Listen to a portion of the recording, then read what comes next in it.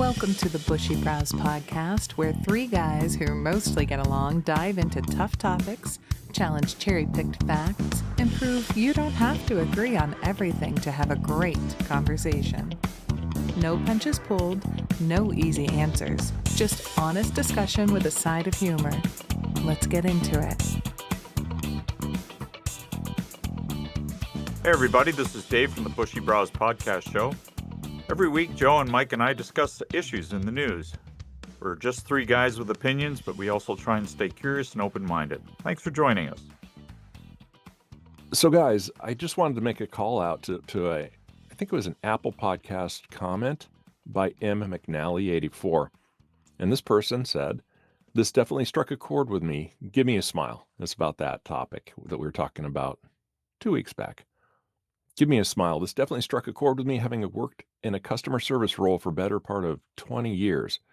It made me chuckle and appreciate that you guys recognize how inappropriate it is to say something like, "Give me a smile," while also suggesting some far more appropriate and positive comments. When we were going through that, I thought to myself, no, nobody says this. Nobody says, "Give me a smile." And I believe that it is a total blind spot. Joe, you mentioned that Miranda has talked about this before, your girlfriend. Do you want to mention that? Because, man, it's a blind spot for me. I would never consider it. I have heard from Miranda and her friends that have all been in customer service positions and worked in banks and stuff like that, that it can get a little, what was the term Dave used? Creepy town? When people suggest things, because it feels more like a command, not a uh, something lighthearted to lighten the mood sometimes. So I guess it depends on how people take it when it's said, and I guess who's saying it. Yeah, look, I'll fess up. I'm a guy, and my life, I've done that on more than one occasion. Hey, you don't look that happy. And I know a lot of guys when they see or hear, especially from women, saying they don't appreciate that, they're astonished. And they don't know why they're at fault or how this could offend anybody. Um, and I had to do a lot of thinking about a number of years ago because I was in customer service and I always had a goofy grin on my face because I'm a goofy, grinning guy. And part of that is, well, if I can act that way, how come other people can't act that way? But I think it's revealing that you're saying this is hitting a huge chord with a lot of people. I'm not saying just women, but I think you're right. I think I hate to use that word privilege, but I think there's an assumption for a lot of guys, which is, give me something. And they can just do it because, I want to smile as well as everything else. I prefer be the change you want to see in the world. So if you want that cashier to smile, walk up to her with a smile. That's the way I look at it now, right? Be a cheerful guy. Do some of the things we talked about last podcast. Just say, "Hey, I really like your brooch," or "Boy, almost quitting time," something like that. But don't get offended if you don't get the response you expect. Almost quitting time? When do you get off? Um, Uh-oh, creepy I town. just, Creepy town, yeah, Mike, man. Look out. I, I just, wait, I'm sorry, punched the passport to Creeptown? Was that, Yeah, I you might get have got, your passport stamped, as my wife says. You can say anything you want, but don't go to creepy town. but in a very real way. So I was talking to a friend, Jasmine, that I have, and she brought up the point that infuriates her because she doesn't want people to tell me how to moderate my emotions. Don't come up and tell me how to moderate my emotions. It's like when somebody's getting anxious, tell them, "Calm down." It doesn't work. Yeah, I think a lot has to do with intention. Um, I've run a couple businesses. I've hired people. I've had people work at customer service for me. And not every day is going to be a great day. Not every action is going to be a fantastic one. I always expect my people to be helpful and cheerful, but not to walk around with a big, Jim Carrey grin on their face all the time. But there's a big variance. Somebody can be polite and cheerful and helpful without grinning all the time. On the other hand, I've had a few employees that had to take a side and go, "Look, I don't know what's going on, but This is actually a topic we should talk about on this podcast show. I've always thought, at what point in our lives do you reach the point where, how do I put this? You're set in your ways and you're not putting up with crap anymore. There's some really hilarious reels well, not on TikTok anymore for you Americans, but on YouTube or Facebook, where people play the customer service person who has passive aggression, and you're just interrupting them by asking them for a favor or something. The girl at the gym club, or the waitress, or the lady at Walmart. It's that kind of really, low key passive aggression. Like, as a customer, you're interrupting their day. That's what always really bothered me. I wouldn't ask them for a smile, but I would expect a higher level of customer service than that. I don't know, Joe, have you ever come upon somebody like that where you walked up for help at a store and it's like you're interrupting their conversation with another employee? Yeah, unfortunately, in life, you inherit frustration from people sometimes when they can't spot that, and I think that's what you're seeing. When you especially when you're calling in to get help with something or going to customer service, you don't know what the last 10 customers were like that they dealt with. Maybe they were positive, maybe they weren't, and you inherit, unfortunately, the energy from those interactions. Now, sometimes it's positive, right? Sometimes they're in a good mood, they're happy to help you, they want to make sure you're good, and sometimes the other way around. Yeah, and also sometimes the employee inherits an attitude from another employee. I remember one of my first jobs in college. My dad got me a job working for the local utility provider, and they were all unionized environment. And my first day in the union yard, I was waiting to be assigned a job, and there was trash floating around. So I picked up some paper, walked over, and put it in the trash can. And one of the older guys came up to me. He goes, "What are you doing?" I said, "Well, I'm just tidying things up." He goes, "Stop that! You're making the rest of us look bad." In other words, they had their own culture, and Mhm. that wasn't about going above and beyond and doing anything that you didn't actually have to do. So you stop that, because that's not how we behave here. And I've seen this in retail environments too. I was union for a while, and I understand why they were saying what they were saying, though, and a lot of people don't get this, but so when you go above and beyond in a union job like that, and you go clean stuff when you're not the person that cleans, you're actually taking a job away from somebody else because that job has been designated for somebody to get paid. If they don't need to fill that role, they won't hire people. So that's why the union has that. I kind of get that a little bit. I was non-union for a long time. I had an opportunity to work in Brazil in Rio for maybe 2 months total, a couple trips, and they had a lot of people. They had a lot of labor there, and they didn't have enough jobs, and their economy wasn't so great. So what you had was in the office building. It was a high-rise office building. Every elevator had a person in it that would push the button for you. And that's all they did. They pushed the button. In the old days, there might have been an operator and he's got this big handle. He's clanking and you go up and stops and opens the thing. Oh no, this guy pushes the button. And then there's a manager for these people on the ground floor of his 6 people in the 6 elevators, and he tells them what to do, and he tells you what elevator to get into. On another level, there was a woman that would bring coffee. You never got your own coffee there at your desk.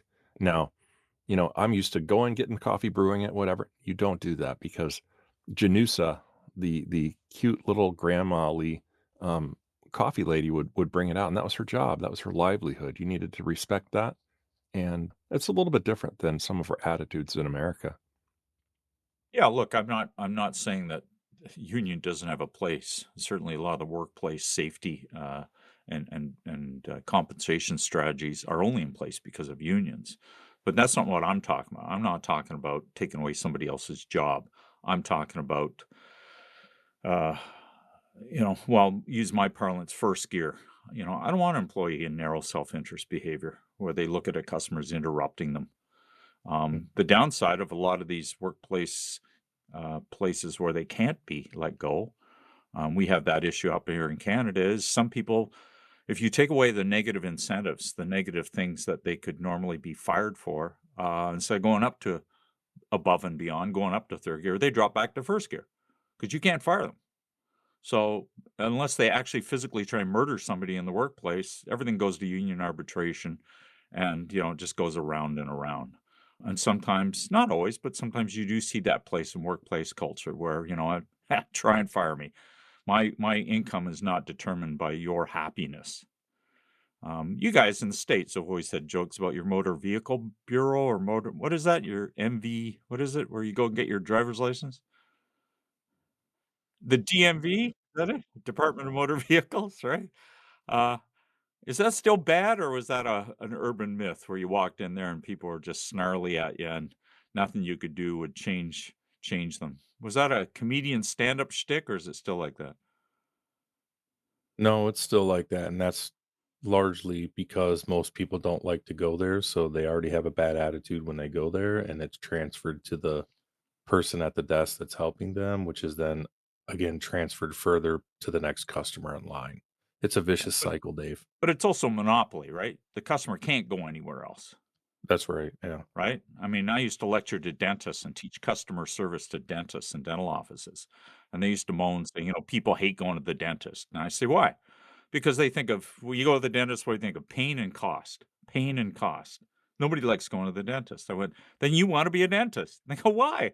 I said, because their expectation of walking in there is so low of, being hurt and having to pay for it, that if you can make them smile and laugh and please them, and bring them out at the end with your third gear level of customer service, you'll be the most popular dentist in town.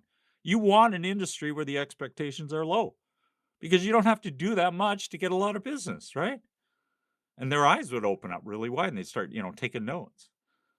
Look, hey, I don't mean to monopolize this conversation, but I'm actually curious about, is there a expiration date of curiosity? Like, have either of you started getting exhausted and just saying, "You know what? It is what it is. I'm not gonna change who I am. I'm gonna be who I am. Can't teach an old dog new tricks." Have you guys reached the old dog stage? Do you think you'll hit that point where you go, "You know what? I don't care," but or have you started, I don't know, stereotyping kids these days or talking about these young folks? Have you guys hit that point? I think everybody beats up on the millennials. That's kind of fun. That's maybe sport now. It used to be boomers, right? Now it's millennials. But I haven't reached that point yet. I hope I don't. I try to stay flexible, but I think I'll get there eventually. So that point definitely exists. I think we can take activities and exercises and try to keep out of that, trying new things, not denying things because that's not what I've done before. Because and if you do that enough, you get to recognize some new things and learn some things you might love now. I don't think I'm there yet. Joe? I have to make a conscious effort to not be there. So I understand completely how in some ways, the older I get, the more patient I become, and in other ways, not so much. So I have to think about stuff before I say stuff sometimes because of that. Yeah, I mean, I got a few years on both you guys. When I turned 60, I put together a list of things I would never say because I'm a boomer, right? And when I was in my 20s, we made fun of people from, what do you guys call them? The greatest generation? Okay. We used to say, don't trust anybody over the age of 30. So, we were boomers. We were like taking over the world. We owned everything. Now, when I go on social media, they're making reels about boomers, how we're all crusty and bent over, and they're making all the jokes that we used to make about senior citizens. And uh, the first thing on my list of things I would never say after the age of 60 is kids these days. Has nothing to do with Gen X or millennials. It just has to do with, I think, in the history of mankind, as people reach a certain age, they start cursing out young people. You know? Yeah, in my day, and I don't want to be that guy, man. I made mistakes when I was younger, but I like to think that I can still learn things as I get older. Joe, what's something you've learned recently that, I don't know, as a relatively medium old dog, is a new thing? Have you picked up a new habit, a new skill?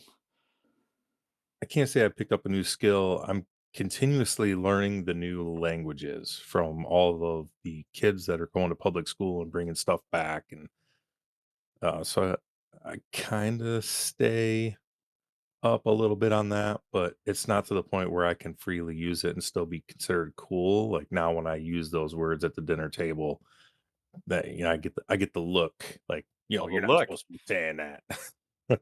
So, Well, you even Okay, use the brah. word cool buddy as dating yourself, right? yeah. You're not the Riz. Yeah.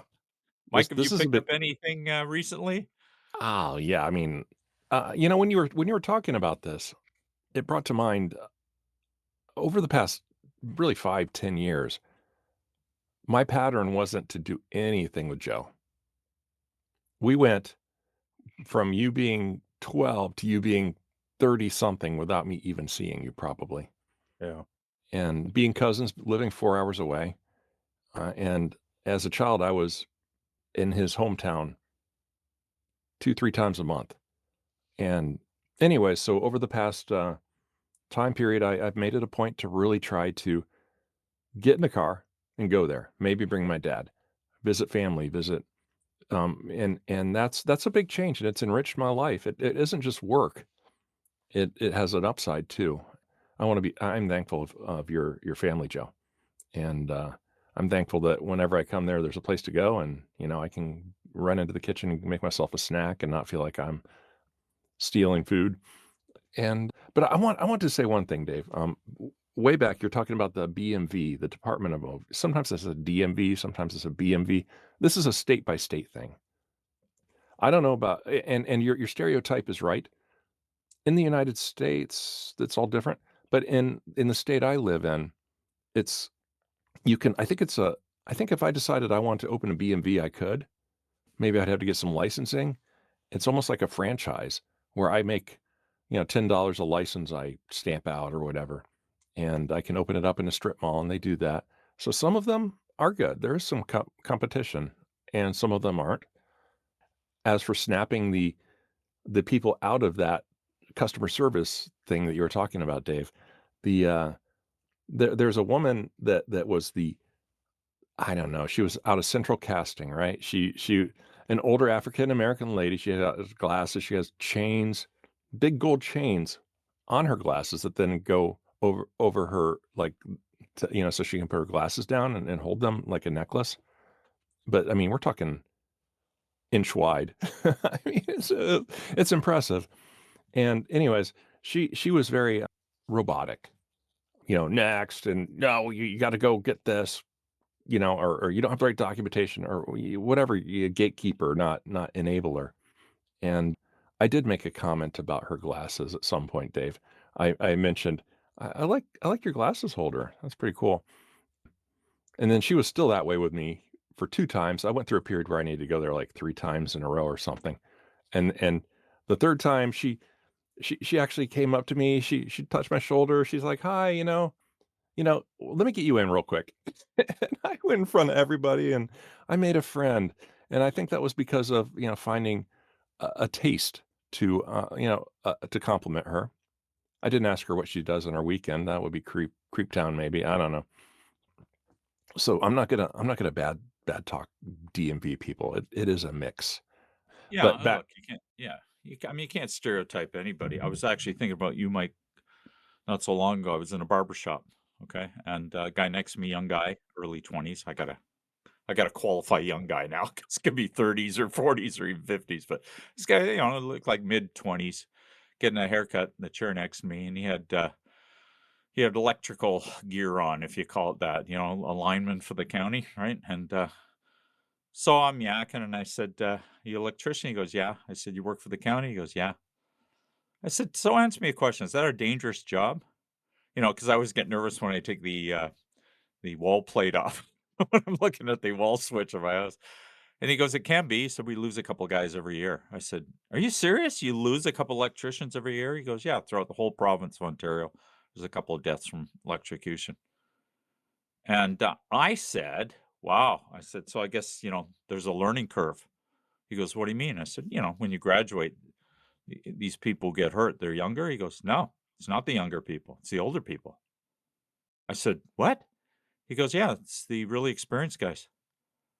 I said, "I don't understand." He goes, "Well, habit becomes rule." He said, "They've been on the job for 25 years." He says, "They get a little lazy." He says, "We got to wear these long insulated gloves when, we're up in the buckets or on the ladders working on the high voltage wires." And he said they let their gloves slip, and then they got bare flesh touching that wire.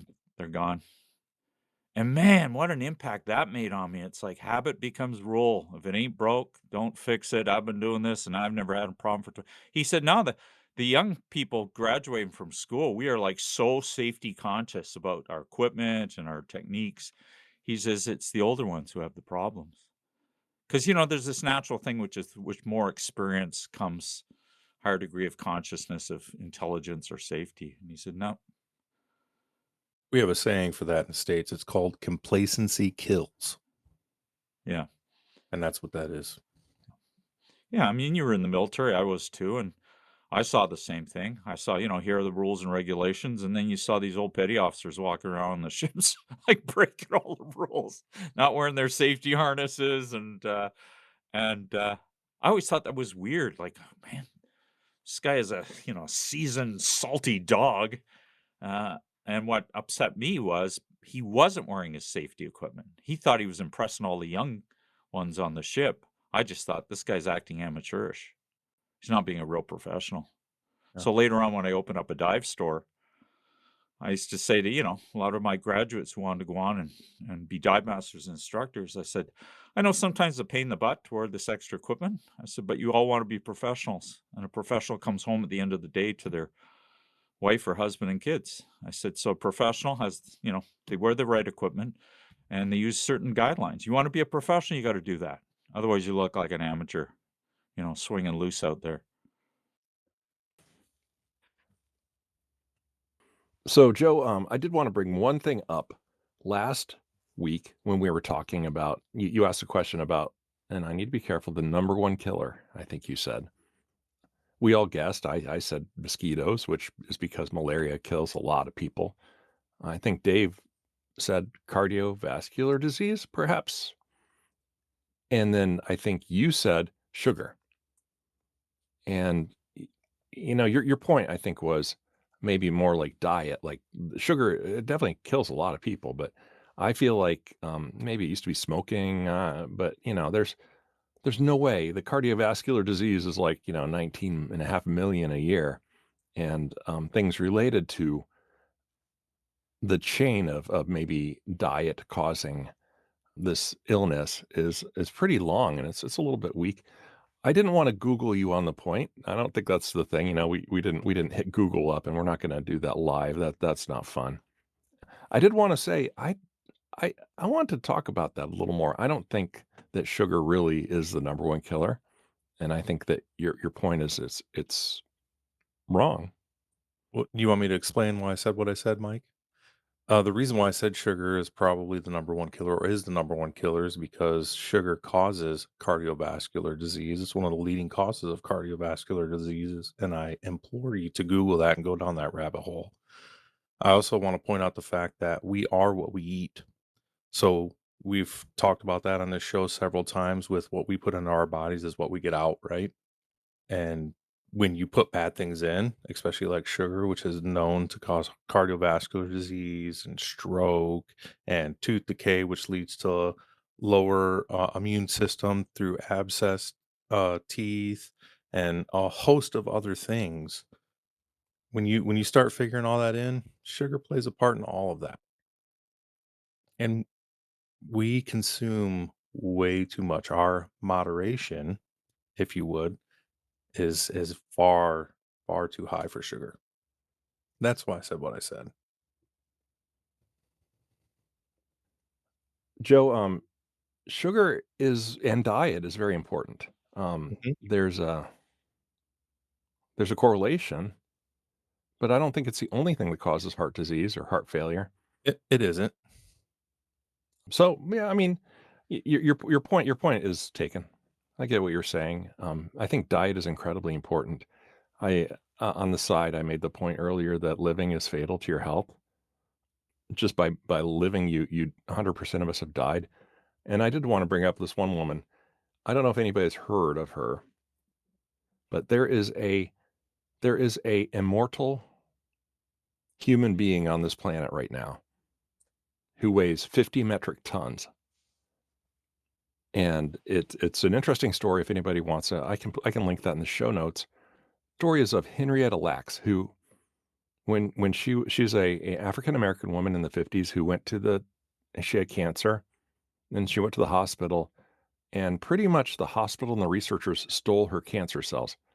They have the ability to endlessly reproduce, immortal cells. And so they use that, and they've used that for years and years for cancer research. Her family didn't even find out about it until this like 1975. It kind of comes to the point where maybe being an African American then and your privacy and what you own is not as important as it is today, I hope. But it's a terrible story. I don't think her family ever got a cent from this. Although thanks to her, a lot of research has gone on. Her cells, when they need more, they just make more. They put them in the correct conditions and they reproduce. And that's why there is 50 metric tons of this woman still living. And it's kind of creepy. And I find that an interesting story. Yeah, it's tempting, I think, sometimes to say, well, that's ancient history. Why do we have to relive the past? Things are different nowadays. This is 2025. But heck, I turned on CNN News this morning and they were talking about research is, I don't know if you guys have been in the hospital. They put that little clip on your finger. It looks like a clothespin, right? A pulse And it oximeter, yeah. measures, yeah, they measure the amount of blood oxygen in your system. Well, I guess recent studies have revealed that if you have dark skin, you have a lot of melanin in your skin, it's less accurate. So now they're doing research about how to develop one that's as equally applicable for people who are of color than, fair skinned people like the three of us. I think that's pretty applicable. It has nothing to do with what went on in the past. It has to do with, let's just make sure when somebody goes to the hospital, they get decent health care. And it shouldn't really depend on how much pigment is in their skin. I can jump on board with that one. I don't know anybody who can't. So, yeah, I think a lot of things went on in the past that were terrible. You ever played this game, Mike? You ever wonder what somebody 100 years from now is going to look back at us today and go, just shake their head and call us uncivilized or a whole bunch of really nasty words, and we think we're the enlightened people living in 2025? I imagine in 200 years, people look back at us like we look back at people 200 years ago and have a lot of condemnation about how brutal they were and how unfeeling they were or how racist or sexist or whatever. Things that we consider just normal and natural today are going to be looked at with horror in the future, right? And that's not just medicine. It's a lot of different things. I like that thinking.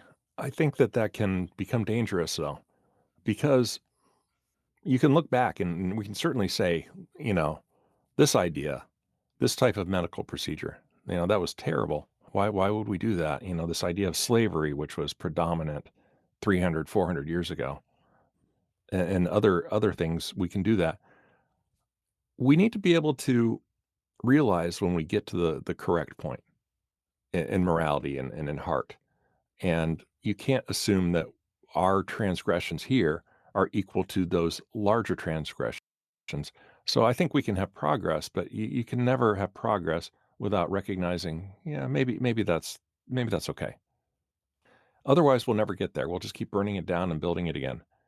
And I like having the foundation of, morality, like what you were talking about. A pulse oximeter is a lot less transgressive than slavery. And I think we're narrowing it down. We're getting closer and closer and closer, and I like that. That's exciting. What do you think about that, Joe?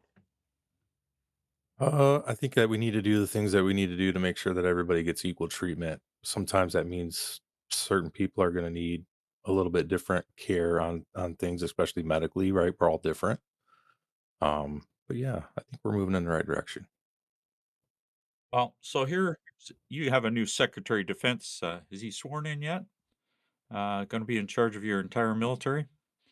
He passes his vetting procedure yet, or He's in the middle. I don't think they voted on him yet. no? Pete Hegseth?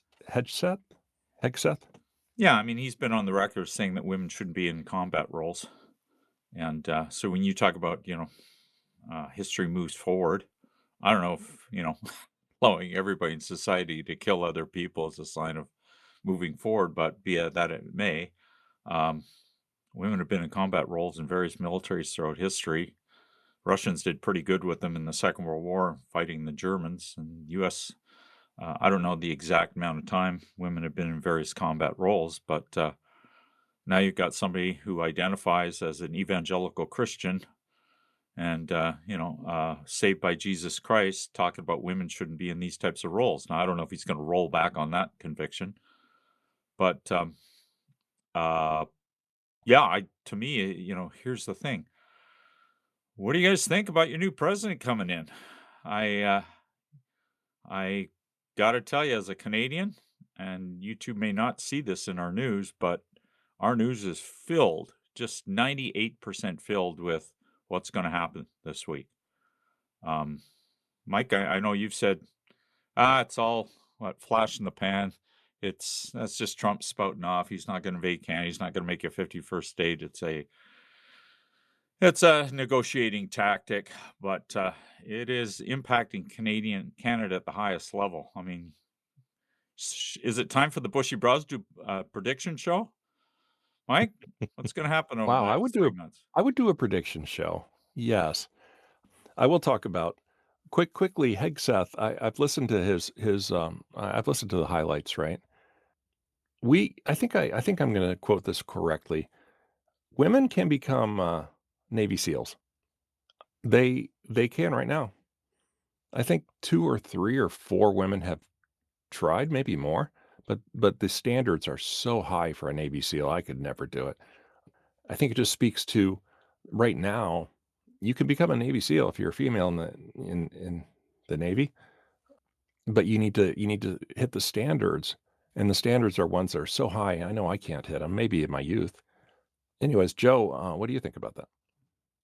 Uh, well, personally, as a father of daughters, I hope that, I really didn't like seeing them add females to combat just simply for that reason. I didn't want to see my daughters get drafted, right? They were immune from that and have been for a long time, and I don't think that that's going to be the case coming up shortly in the future. A lot of people don't realize this, but they still hold the draft board yearly. Talk about things like age and if they need to have the draft again or not, what the strength numbers are. I won't go into all the details, but of the things that they talk about. But they have these meetings every year, and recently they've been attacking the age at which they can draft. And I think that they're doing that because they know eventually they're going to be adding females to the draft. And it's a heck of a lot easier for people to stomach drafting 60-year-old men than it is to be drafting 60-year-old females. So if the age is already set in place when they add females, it's already there. I would not be surprised to see that. But yeah, as a dad with daughters, no, I don't want to see my daughters go into service. So do you want to see your sons go to service? No, not really. But Thanks for your unfortunately, I can honesty. stomach. Unfortunately, I can stomach. I'll say the same thing my grandpa told my dad. My grandfather always told my dad, "I've served enough time for my entire family." He spent 4.5 years in the Pacific in World War II. I don't even want to know the things that he saw. And I served 13 years in the Army. I've served enough time. I don't. I wouldn't not be proud if any of my kids, sons or daughters, joined. I would be immensely proud. But I also kind of secretly don't want to see them go. Or if they do go, at least pick a job where they're not going to be getting shot at. And that's just a parent thing. That's not you know, but that's just me. Yeah, I think in a real sense, and this is a trick, and I was listening to a lot of this during his confirmation hearing. The trick is so you don't think women can be in the military, and he's not saying that at all. He's saying, in combat, and combat's different than in the military. I could be in the military, and I could do some awesome coding. I'm sure that's my skill set. Okay, so I'm going to play Sometimes, devil's advocate with you. Define combat, yeah, because I'm not talking about two people in a trench sticking bayonets in each other. I'm talking about a woman who's a drone pilot and she's okay. pulling a trigger and, she's killing 50 people at one time. Is that a combat role? It is not. It's not a combat role. I think So you're that okay with, Joe, your daughter, she was a remote pilot for a drone, trying trying to shoot bad guys, you'd be fine with that. You wouldn't be as uncomfortable as if she was I don't know, pointy end of the spear. I would be just as equally uncomfortable, yes, because I know the long-term mental health implications that that causes, and I would rather not see my kids go through that. Unfortunately, I don't wanna see anyone's kids go through that. Knowing what I know now versus knowing what I knew when I was 17 and enlisted, totally different thing. And because of my perspective of being there and seeing all of the issues and seeing the aftermath of some of these things, yeah, I kind of don't want to see my kids there. It's funny, I Uh, don't have children, but I have to tell you, if I had a daughter and she was, of age to join the military, I'll be very honest with you, I'd be more reluctant that she reconsider her decision because of the way women have been treated in the Canadian military. We've traditionally had a problem with a lot of abuse and sexism, in some cases, mental and physical violence by men on women in the military. That has nothing to do with being in a combat role. That's, you like to think everybody in your platoon's got your back versus you got to keep your door locked at night because the sergeant's walking down the hallway. you- So if women are listening to this podcast and they're upset at the three of us, questioning women in the military, hey, I totally understand where you're coming from. You should have the right to want to fight for and protect your country just like a man. My concern is less about you being in a combat role. It's about, how do we assure women are protected in a workplace environment? my perspective is probably a little bit more selfish, and hopefully it didn't come off that bad. But again, as a dad with daughters, I yeah, I mean, I would still be immensely proud if they did join. Probably would secretly not want them to. And I've voiced this concern to them. I'm gonna voice the same concern to my son when he gets old enough. I was on a flight one time, 2 guys were sitting behind me, business guys, and I couldn't help but hear them talk because the plane hadn't taken off. And Joe, one guy said to the other guy, "How's your son doing? I know he's, wasn't doing well in high school." He said, "Yeah, he just never really applies himself. He doesn't wanna know what he wants to do. He's kind of like, aimless." And he says, My wife and I are really worried about him." And the other guy goes, "Well, how about the military?" Of course, my ears are perked. And you know what the other guy says? He says, "I think the military really good for him." He said, "Provide him some structure and some leadership and some training." He says, then he gives out the sigh, he says, "Geez, I just wish my son could get all that without worried about being killed too." And I thought, wow, there's an honest, you know, uh, admission from a guy behind me on an airplane. I have family members that are in the service as well and that have came to me before they enlisted with questions. And generally speaking, the advice I give them is pick a job that you will be able to pick up a skill that you can use when you get out of the service, and preferably a skill that doesn't get you shot at while you're in. Just for off topic thing, we classify all military jobs are combat jobs, but we classify the things that we think of as combat as frontline combat. That's the where you're going to stab or shoot somebody or up close and personal, right? We don't classify the drone pilot as I mean, they may be a combat pilot, but they're flying it from an office in Washington D.C. or somewhere else, right? They're not in that actual airplane, so they wouldn't be getting combat pay for that. Whereas a F-22 pilot would, or infantry who's out there knocking down doors and doing all that. It's going to be combat pay, and yeah, that's how they classify it, frontline combat. And I'm proud. I'm very proud of all service members. It's a very thankless job, and they're part of the. I guess I can't really call it the brotherhood anymore, because it's men and women now both The sisterhood. part of the family, right? And anyone that's service, and you understand what I'm saying when I say this, Dave. But Yeah, I mean, look, it has a lot of similarities being a police officer. If your son yeah, and and I daughter don't want say, "I my wanna kids be to a be a police cop either. officer." What's that? I don't want my kids to be cops either. Yeah, I mean, I got a buddy who just retired this month, and he cited me a statistic. The average police officer, at least this, where he is, lives about 6 years beyond retirement. That's it. And I Yeah. went, "What?" He goes, "Yeah, it's a really rough job, man." And he said, a lot of people retire and they're physically and mentally damaged. he said a lot of cops, they're really messed up, man, by the time they finish that career. One of the most sombering things that I learned is when I was going to school to be a counselor for the military. They know that people get messed up. They have to mess you up in order to get you combat ready. And a lot of these issues persist from like boot camp on, and they work really hard to get you to be that person, but they don't work hard at all to get you to go back to normal. Right. And that is a huge I mean, this is some of the stuff that we could make a whole podcast about about that stuff. I think the It's three of us should start reverse boot camps. What do you think? What do you think? yeah. They're really tough on the first day and they get slacker and slacker. Hey, there's an idea. Anybody out there listening, man? We're willing, Shark Tank, reverse boot camp. So yeah, it was in the news the other day that Facebook or Meta is taking off their fact checkers.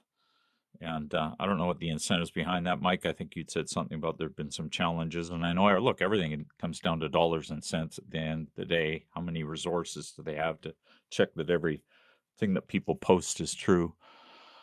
But somehow I ended up on this person's wall this morning. It was a friend of a friend who'd posted something outlandish on a mutual friend's wall. So I'm like, who would type that in?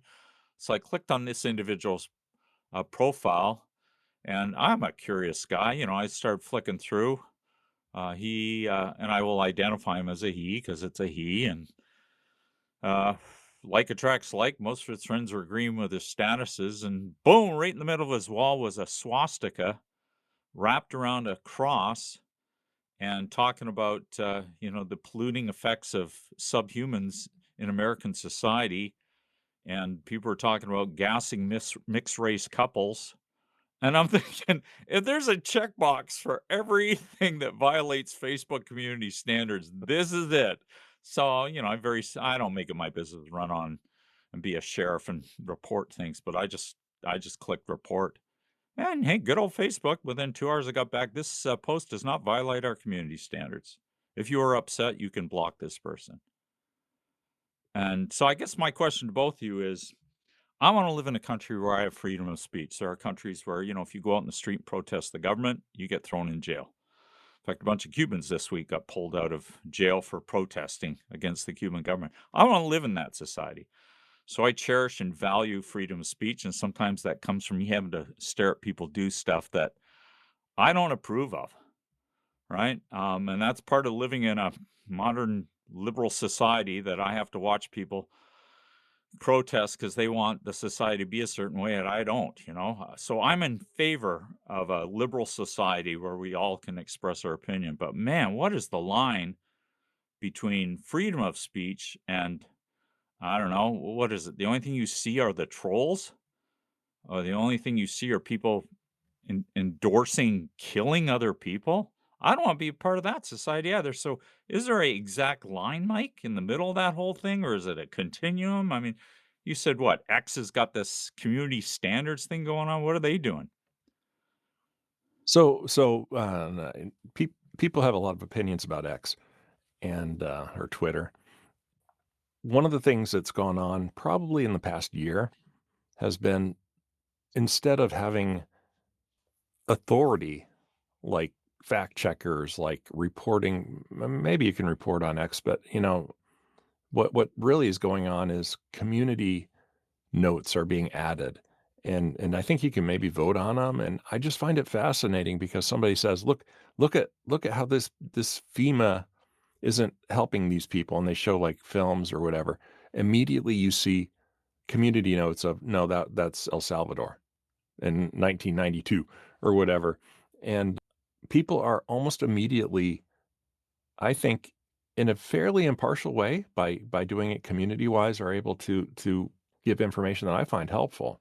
I don't I straight up don't trust fact checkers.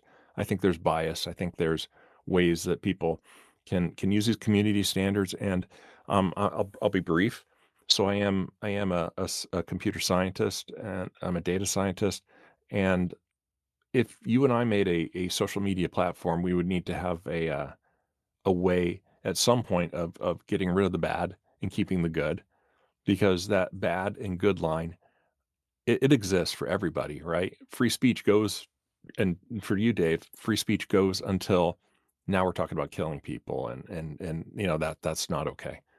Maybe free speech is lower than that or higher than that. You got to make that. So the social media companies are in a position where, Facebook, they got 1 million posts a minute. They can't stop all the bad stuff. So they need to make computer algorithms, and then the computer algorithms are built on people's behavior and opinions and biases. And so the better your computer algorithms get, the more biased it gets, unfortunately. So it's a huge problem. I'm interested in that kind of discussion, especially in light of TikTok being turned off. I'm plain old. You can't get to TikTok right now. You go there and it gives some sort of message that says, "We hope Trump will change it." Look, I don't think TikTok's being turned off because of freedom of speech or about hate speech. I think TikTok's being turned off because there's a, real or imagined a security concern that information on millions of Americans is being harvested, collected, collated, and may be used by a potentially hostile foreign government. That's not freedom of speech. That's a sabotage issue or a clandestine surveillance issue. That's what that's all about. Look, I recognize every time I get on social media, I'm leaving an electronic footprint. Even the fact that 3 of us are doing this podcast means that somewhere in the world, 3 people are now being beamed out to other folks, and we think, it's getting our views out, but they're looking at us and going, I don't know, can we take advantage of these 3 people? Can we drill into their identities? Can we dox them? Can we scam them? Can we find out who their friends are? I get that bad stuff exists in the world. My issue is really, look, I think I've got the solution for it, and we're trying to do it on this podcast, where the 3 of us are discussing tough issues in a climate of respect. If I logged on next week with you 2 and started just this stream of vindictive stuff against all Americans act like this, Donald Trump is a blankety blank blank, all Republicans act like this, how long would you 2 put up with me? Or would you let me just keep week after week using slurs and stereotypes to talk about groups of people I didn't like? I don't think you'd stick around very long, would you? And yet that's freedom of speech.